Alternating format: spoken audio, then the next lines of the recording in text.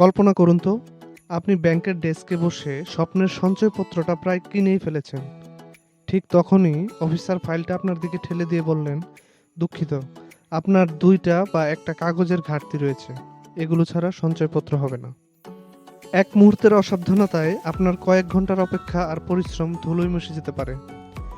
পকেটে বিনিয়োগের লাখ টাকা থাকলেও শুধুমাত্র কাগজের অভাবে আপনাকে আজকেও খালি হাতেই ফিরে যেতে হবে। এই অস্বস্তিকর পরিস্থিতিটি আমার ব্যাংকিং ক্যারিয়ারের বাস্তব অভিজ্ঞতা থেকে বলছি। বাংলাদেশ ব্যাংকের ২-১টা নতুন নিয়মের কারণে প্রায়ই গ্রাহকদের ফিরে যেতে হয়। আর সঞ্চয়পত্র যেহেতু সরাসরি বাংলাদেশ ব্যাংকের প্রোডাক্ট, সকল কাগজ ঠিক না থাকলে ব্যাংকার ইচ্ছা করলেও কোনো সাহায্য করতে পারেন না। সঞ্চয়পত্রের ডকুমেন্ট লিস্ট নিয়ে এই চ্যানেলে আগেও ভিডিও দিয়েছি। তারপরও মনে হলো এই দুটি বিষয়ে আপনাদের সাথে বিশেষভাবে আলোচনা করা দরকার। সঞ্চয়পত্রের বিভিন্ন ডকুমেন্টের মধ্যে ক্রিটিক্যাল দুটি বিষয় রয়েছে। প্রথমটি হচ্ছে ইটিন সার্টিফিকেট এবং দ্বিতীয়টি হচ্ছে গ্রাহক ও নমিনির মোবাইল নাম্বার। প্রথমেই ইটিন সার্টিফিকেট।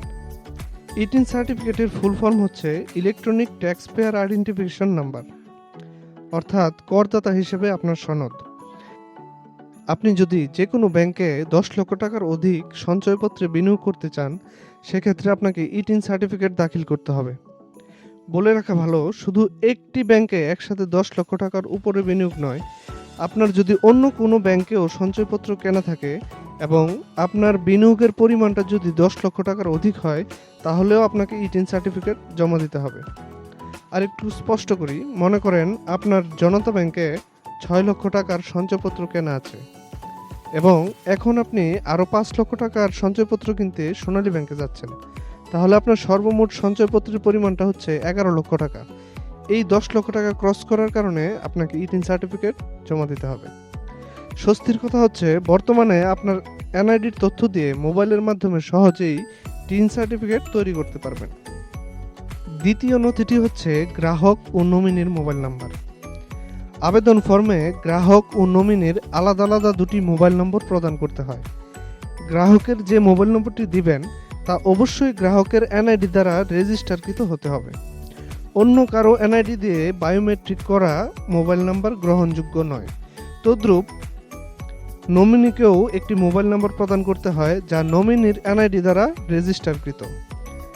আপনার সিমটি আপনার এনআইডি দ্বারা রেজিস্টার্ড কিনা তা জানতে মোবাইলের ডায়াল প্যাডে *16001# ডায়াল করে এনআইডির শেষ 4টি ডিজিট বসিয়ে দিন।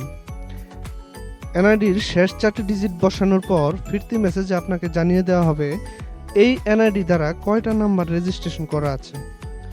যেমন এই মোবাইল স্ক্রিনে দেখছেন, আমার এনআইডি দ্বারা রেজিস্টার করা এই 5টা সিম রয়েছে। সঞ্চয়পত্রের অন্যান্য ডকুমেন্টের সাথে এই দুটি ডকুমেন্ট অবশ্যই নিয়ে যাবেন। সঞ্চয়পত্র করতে আর কি কি ডকুমেন্ট লাগে এবং সঞ্চয়পত্রে কি পরিমাণ লাভ দেওয়া হয় তা নিয়ে আমার চ্যানেলে কয়েকটি ভিডিও রয়েছে, সেগুলো দেখে আসতে পারেন। ব্যাংকিং রিলেটেড আরও চমকপ্রদ ভিডিও পেতে চ্যানেলটি সাবস্ক্রাইব করে তার পাশে থাকা বেল আইকনটি বাজিয়ে দিন। আশা করি আমার ভিডিওগুলো